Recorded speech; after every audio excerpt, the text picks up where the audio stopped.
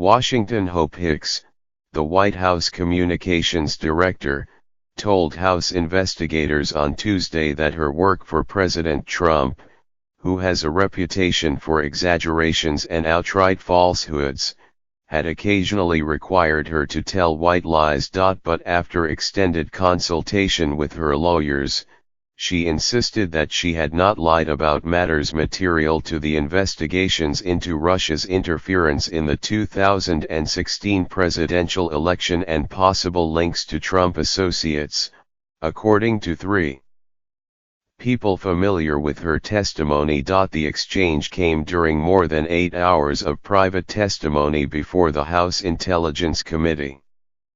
Ms. Hicks declined to answer similar questions about other figures from the Trump campaign or the White House. She also pointedly and repeatedly declined to answer questions about the presidential transition or her time in the White House, lawmakers who sat in on the testimony said, telling investigators that she had been asked by the White House to discuss only her time on the campaign.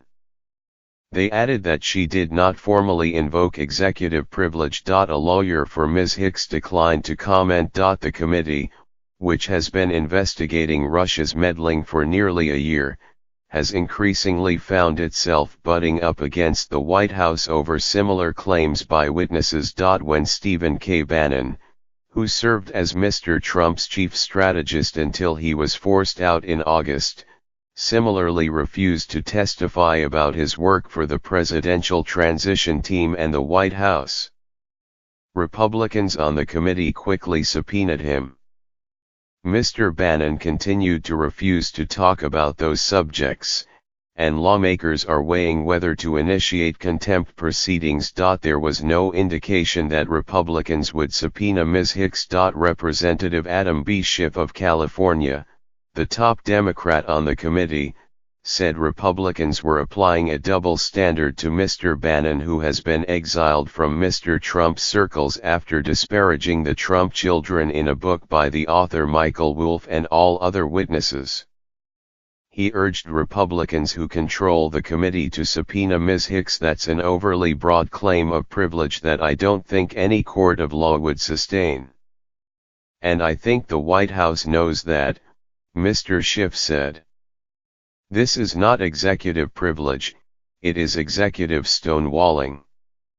Members of the committee said that under pressure from lawmakers, Ms. Hicks and her lawyers had consulted the White House during the interview and determined that she could answer limited questions about her work on the transition. Still, Mr. Schiff said that important questions had been left unaddressed. A fixture of Mr. Trump's inner circle throughout the campaign and in the White House, Ms. Hicks is viewed as a valuable witness by investigators.